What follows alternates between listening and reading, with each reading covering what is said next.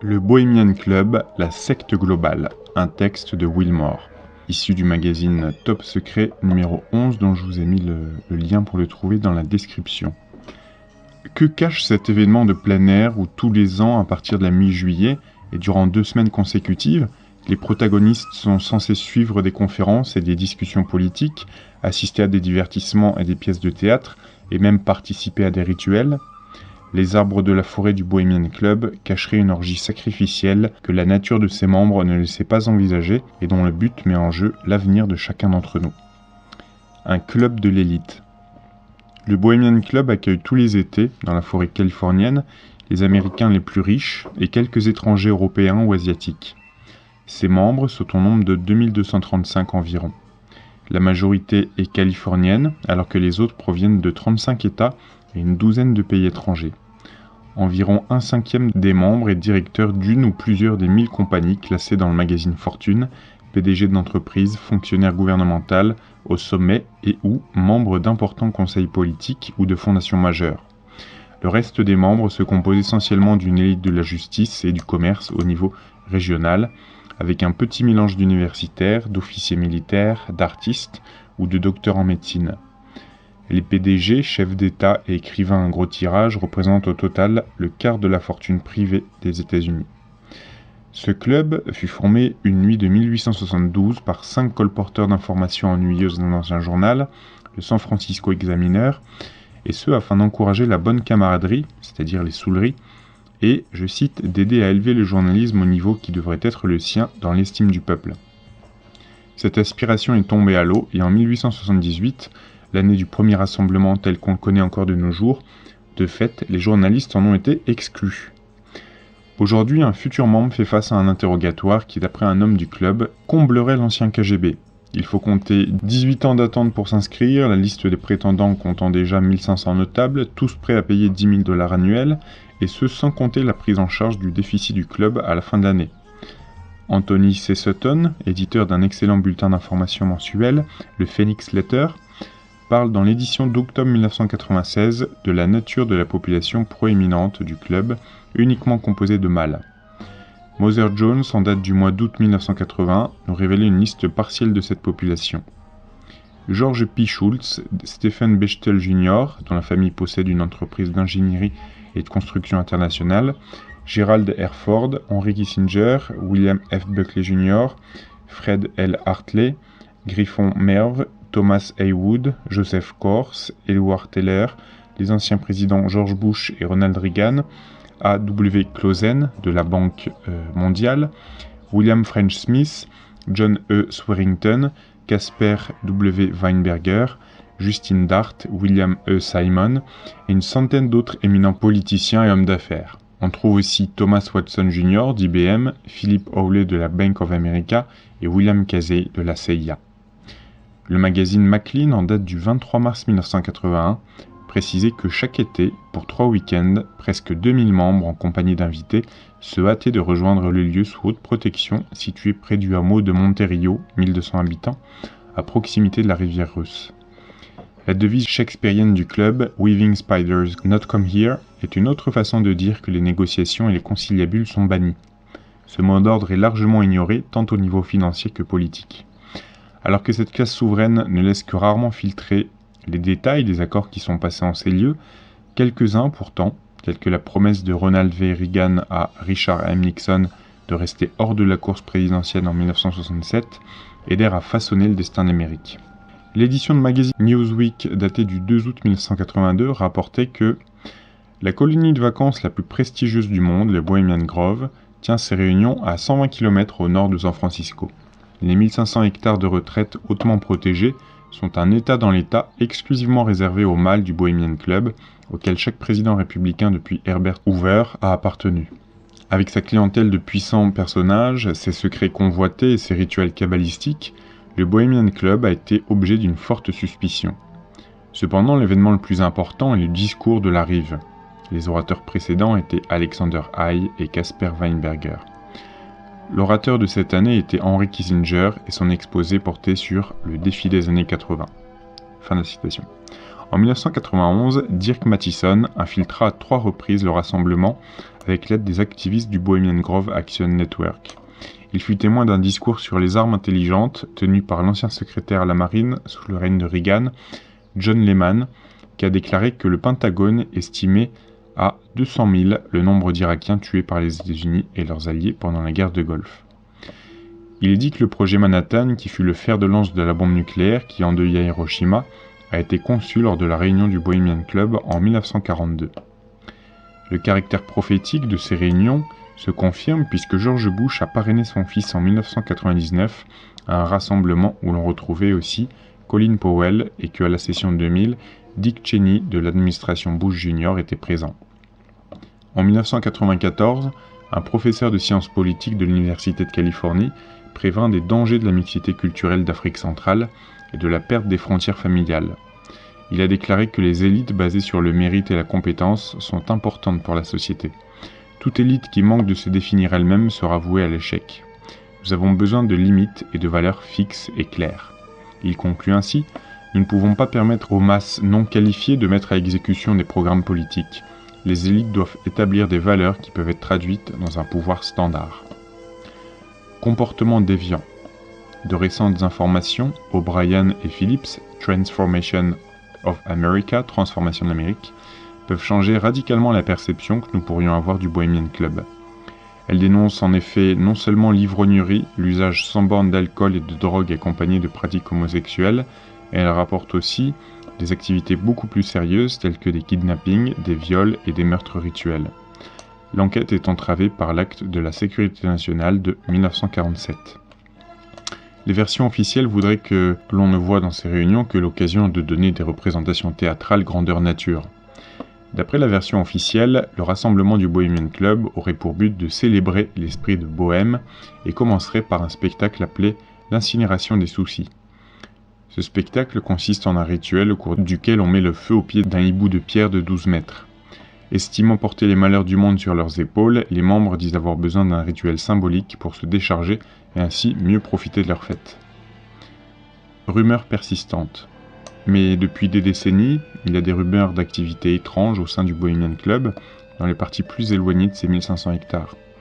Certains rapports attestent de rituels druidiques, de druides vêtus de robes à capuche rouge marchant en procession et psalmodiant le grand hibou, Moloch, et d'un bûcher funéraire avec des cadavres. Le fait qu'un grand nombre d'hommes travaillent dans le Bohemian Club comme domestiques permettrait d'attester que ces pratiques sont bien en usage. D'après un observateur qui aurait failli faire partie des victimes, le Bohemian Club recèle des cachettes intérieures comme un sanctuaire fermé, des emplacements secrets dans les décors, des lieux où aucun étranger ne va, un salon souterrain, underground en anglais, qui est appelé UN The Ground, UN étant l'abréviation anglaise de l'ONU. Il y aurait une pièce sombre, Dark Room, une pièce garnie de cuir, Leather Room, et une pièce nécrophile, Necrophilia Room. Des liens avec les programmes de contrôle de la pensée. Les programmes de contrôle de la pensée ou du cerveau sont aujourd'hui bien connus du public, référence au film Complot avec Mel Gibson. Ces différents programmes consistent à prendre un individu, parfois dès sa plus tendre enfance, si le cadre familial le permet, parfois à l'occasion d'un passage dans l'armée ou lors d'un séjour en hôpital psychiatrique. À l'aide d'un conditionnement particulier, utilisant technologie, drogue et séances d'hypnose, on brise alors la volonté de l'individu choisi afin de mieux compartimenter son cerveau. Des équipes spécialisées se relaient pour atteindre ce résultat. Ils peuvent alors programmer l'individu et lui imposer différentes personnalités qui cohabiteront à lui tout en restant totalement déconnectés les unes des autres. Après avoir subi un tel traitement, l'individu est relâché dans la nature et laissé en sommeil, parfois pendant plusieurs années s'il le faut. Ayant reçu l'ordre d'oublier ce qu'il vient de subir, il est totalement inconscient d'être un esclave à personnalité multiple qu'on pourra réveiller à l'aide d'une stimulation prévue lors du conditionnement. Chaque personnalité réagit évidemment à sa stimulation propre. Il peut s'agir d'une simple tonalité téléphonique, d'une comptine, d'une publicité anodine trouvée dans sa boîte aux lettres, des dialogues d'un film. En fonction de la nécessité du moment, on réactive l'esclave en choisissant la personnalité correspondant à la tâche spécifique qu'on veut lui voir exécuter. Le citoyen modèle, le bon père de famille, peut alors se transformer subitement en un tueur sans pitié qui se dirige au beau milieu d'une foule et se met à tirer sur tout ce qui bouge. En général, une fois le carnage terminé, l'individu se suicide car il en a reçu l'ordre lors de sa programmation. Si le suicide est rendu impossible par l'intervention des forces de l'ordre ou par celle d'un héros sorti de la foule qui est parvenu à le désarmer, on entendra cet homme tranquille, inconnu des services de police, dire lors de son arrestation qu'il a agi malgré lui, comme dans une sorte de cauchemar. La plupart du temps, le suicide survient peu après l'arrestation. Dans le cas contraire, l'homme finit en asile psychiatrique, ce qui présente l'avantage de clore un dossier délicat tout en évitant le procès. Dans son livre « Transformation of America, The True Life Story of a CIA Slave », Cathy O'Brien, une rescapée de ces programmes de manipulation mentale, témoigne avoir assisté au côté obscur des rituels du Bohemian Club. Ce témoin raconte comment elle s'est retrouvée au milieu d'autres esclaves d'un âge avancé ou ayant une programmation mentale défaillante.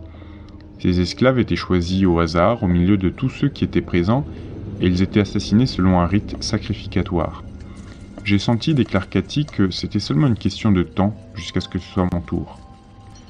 D'autres rescapés de ces programmes de contrôle du cerveau ont fait des témoignages allant dans le même sens.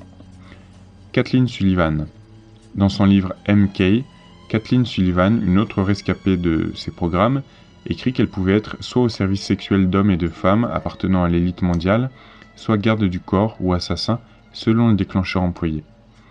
Le comportement de ses parents et grands-parents nous ramène directement aux événements censés se passer dans la forêt du Bohemian Club. Son père l'a préparé à son futur rôle par la terreur et aussi par la torture. Dans la mentalité de la famille Sullivan, l'esclavage des enfants était admis. Son grand-père était également un druide clandestin. Il avait ramené cette religion avec lui du pays de Galles. Kay Sullivan parle de son milieu d'origine comme d'un mélange réunissant une soumission à l'élite de génération en génération et un comportement relié au satanisme. Le cas de Cathy O'Brien. Cathy O'Brien et sa fille de 8 ans auraient été victimes d'un programme de manipulation des esprits impliquant l'armée américaine, la CIA, la NASA et d'autres agences du gouvernement américain. Ce programme est connu sous le nom de Monarch Programme. Elles ont pu échapper à cette emprise grâce à l'intervention de Mark Phillips qui les a secourues, rééduquées et prises en charge en Alaska en 1988. Il n'existe pas de document écrit permettant de lier le Monarch Programme au fameux projet MKUltra. Manufacturing Killers Utilizing Lethal Tradecraft Requiring Assassinations, projet qui visait à reproduire des tueurs robots à l'aide d'un puissant conditionnement et qui était plus spécifiquement lié à la CIA. Quoi qu'il en soit, il s'agit dans les deux cas d'une manipulation du comportement. Satanisme, le culte de Moloch. Canaan regroupe les territoires de Phénicie et de Palestine, les prédécesseurs d'Israël. La religion cananéenne est supposée être un dérivé de la religion babylonienne, elle-même provenant de la théologie sumérienne. Par la suite, la culture religieuse cananéenne influença amplement la religion israélite. De ces territoires proviennent les enseignements qui nous apprennent que Moloch était un synonyme de Nemrod ou de Tammuz. Il est fréquent que nous retrouvions dans les mythologies sumériennes, babyloniennes et autres des personnages dont l'histoire est semblable et seul le nom diffère. Le personnage Moloch Nemrod Tammuz était connu pour avoir fondé Babylone lorsqu'il portait le nom de Nemrod ainsi que pour avoir construit des cités telles que Ninive où de nombreuses tablettes sumériennes ont été retrouvées. On attribue à Nemrod le nom de Baal, le seigneur. Il a été aussi représenté dans un rôle où il était à la fois l'époux et le fils de Sémiramis. Cette dernière est aussi appelée Ninkarsag ou Ninkursag, la dame de la montagne, dans les mythes sumériens, où elle est la compagne du dieu Enlil. Tous ces cultes ont été basés sur le sacrifice humain. Pourquoi les Bohemian Club fait-il appel à des cérémonies du culte sumérien au XXe siècle ? Au minimum, cela montre un attrait vis-à-vis de pratiques sectaires. Au pire, cela dénote une adoration de la destruction, du sang et de la barbarie. Les sacrifices humains ont duré longtemps, puisqu'on connaissait encore à Carthage le fameux sacrifice Molk, au cours duquel les nouveau-nés étaient livrés au feu. La Bible mentionnera des sacrifices d'enfants encore 1000 ans plus tard en Israël. John Milton, dans Le Paradis perdu, décrit Moloch de la façon suivante. D'abord s'avance Moloch, horrible roi, aspergé du sang des sacrifices humains et des larmes des pères et des mères, bien qu'à cause du bruit des tambours et des timbales retentissantes, le cri de leurs enfants ne fut pas entendu lorsque, à travers le feu, ils passaient à l'idole grimée. Ces sacrifices d'enfants se poursuivaient encore par le biais du rituel celtique Bealitaine, accompli par les druides en Grande-Bretagne le 1er mai. David Icke nous apprend que le mot druide pourrait tout aussi bien venir du gaélique druid, signifiant un homme sage ou un sorcier. Il peut venir du mot irlandais drui, qui signifie homme des chênes. Le druidisme des îles britanniques était simplement un dérivé de la sorcellerie satanique et de la magie de l'Égypte ancienne. Les mystères druidiques de Grande-Bretagne, d'Irlande ou de France étaient enseignés à l'orée des bosquets. Les réunions du Bohemian Club se tiennent en un lieu appelé le Bohemian Grove, bosquet bohémien. Les photos nous montrent la densité et la majesté des arbres du lieu. En fait, les sacrifices auraient une double origine. Par le sacrifice effectué, on fait en sorte que l'âme de la victime anime le lieu ou l'être auquel elle est consacrée. L'immolation rituelle d'une victime est créatrice dans le sens où elle permet à l'être immolé de retrouver un nouveau corps et de rendre vivant et donc durable ce nouveau corps, quel qu'il soit. D'inspiration cosmogonique, le rituel se retrouve aussi dans les mythes de la création de l'homme. L'Enuma Elish, le poème babylonien de la création, date officiellement de 2000 ans avant notre ère. Il nous explique que l'homme est le résultat de la lutte des dieux. Les dieux perdants sacrifient l'un des leurs pour créer l'homme. L'homme se devra d'assurer le service divin par le culte et les sacrifices. Il assumera en fait la faute et le châtiment des dieux perdants à leur place. Dans la tablette 7 de l'Enuma Elish, on peut lire en caractère cunéiforme « Maître de l'incantation sacrée qui ressuscite les morts, qui eut pitié des dieux enchaînés, débarrassa les dieux, les ennemis, du joug imposé, et pour les sauver, créa l'humanité. Le dieu sacrifié, Kingu, paraît alors devant son bourreau, Ea, qui lui tranche les veines et de son sang crée l'homme. L'homme n'est donc pas à sa naissance un être innocent et pur, puisque coule dans ses veines le sang d'un dieu coupable et condamné. L'homme assume le châtiment d'un crime qu'il n'a pas commis, tout en étant créé pour le service divin. Le cas Brice Taylor. Comme elle le révèle dans son livre, Brice Taylor était un mannequin dont la programmation consistait à avoir des relations sexuelles avec les chefs d'État et les princes de ce monde. Brice Taylor est en réalité un pseudonyme choisi par la victime pour se protéger. Là encore, c'est dans le cadre familial que débuta la programmation. Son père commença, puis sa mère prit le relais, ainsi que ses oncles et ses grands-parents. Sa famille avait une grande implication dans les réseaux et rituels sataniques. À l'âge de 5 ans, elle fut finalement conduite dans une base militaire où se poursuivit alors une programmation plus méthodique. Le témoignage de Ted L. Gunderson. En 1979, Ted Gunderson prend sa retraite du FBI alors qu'il avait 800 personnes sous ses ordres, dirigeant à l'époque le bureau de Los Angeles. Il devient par la suite détective privé et consultant en sécurité. En 1993, il déclare « Au cours des années, j'ai rassemblé des données. Jusqu'à il y a environ 2 ans, j'ai continué à dire qu'il y avait un réseau clandestin à l'œuvre dans ce pays, impliquant la drogue, la pédophilie, la prostitution, la corruption, etc. Depuis l'approfondissement de mes recherches, je suis convaincu que c'est beaucoup plus sérieux. Plus qu'un réseau clandestin de relations, il s'agit d'une réelle conspiration. Et vous savez bien comment les médias vous traitent lorsque vous utilisez ce terme. Mais je vais vous le prouver. Dans les faits, cette conspiration concerne la pornographie, la drogue, la pédophilie et les enlèvements organisés d'enfants. Conclusion. Mircea Eliade, 1907-1986, élargit le domaine d'action des actes rituels. Ce n'est pas seulement le cosmos qui prend naissance à la suite d'une telle immolation, ce sont aussi les plantes alimentaires, les races humaines ou les différentes classes sociales. Plus en avant, il écrivait « L'Enuma Elish nous révèle donc comment, à partir d'une réalité préexistante, larvaire et chaotique, a été créé notre monde. » Le mythe du combat entre un dieu champion et un dragon est attesté dans le Proche-Orient, en Grèce et dans l'Inde. Leur signification diffère de celle de l'Enuma Elish et varie d'un cas à l'autre tout en restant fondamentalement solidaires. Un certain nombre de mythes et légendes, narrant la lutte d'un héros venu de l'étranger et le dragon maître absolu d'un pays, expriment le conflit entre les autochtones, ou les représentants de l'ordre ancien des choses, et les envahisseurs victorieux qui finissent par fonder un nouvel ordre, nouvel État, nouvelle dynastie, nouvelle organisation sociale, etc. Au début de ce texte, vous vous demandiez certainement quel pouvait bien être le rapport entre le Bohemian Club, ce rassemblement des puissants d'Amérique, et les rites que l'on englobe sous le terme trop vague de satanique, et que décrivait Stanley Kubrick juste avant de mourir dans son film Eyes Wide Shut, même si les médias du show business, un peu désarçonnés, se sont pudiquement efforcés de ne voir dans cette œuvre que la peinture sentimentale d'un couple de bourgeois en pleine crise. Je vais vous relire ce passage pour confirmer ce que je vous disais dans la vidéo précédente. Ce rassemblement des puissants d'Amérique est les rites que l'on englobe sous le terme trop vague de satanique et que décrivait Stanley Kubrick juste avant de mourir dans son film Eyes Wide Shut, même si les médias du show business, un peu désarçonnés, se sont pudiquement efforcés de ne voir dans cette œuvre que la peinture sentimentale d'un couple de bourgeois en pleine crise. J'espère que maintenant vous saisissez mieux le rapport. Si le satanisme tel qu'il est connu du grand public est une sorte de fourre-tout révélateur d'un mal-être social, la mise en application de certains de ces rituels par des personnes initiées dépasse l'entendement par leur nature et leurs effets. Précisons que druidisme se situe à un niveau élevé de la pyramide de connaissances de la fraternité satanique. D'après de nombreux témoignages et des preuves vidéo, il semblerait que les personnalités qui prônent l'institution du nouvel ordre mondial mettent tous les atouts de leur côté en faisant usage de rituels sacrificatoires visant à faire vivre leur projet. Wilmore. Alors, je vais finir cet article en vous lisant un encart qui s'appelle Aleister Crowley, sataniste.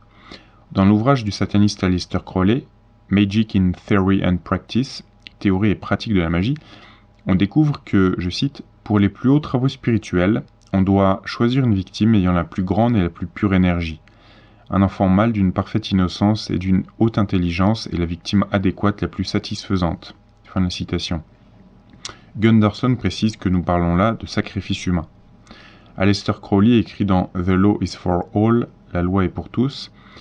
De plus, la bête 666, il se désigne ainsi, conseille que tous les enfants soient dès le plus bas âge accoutumés à assister à tout type d'actes sexuels, ainsi d'ailleurs qu'au processus de la naissance, de peur que le brouillard du mensonge et du mystère n'impressionne leur esprit, me contrarie et ne fausse leur système subconscient de symbolisme.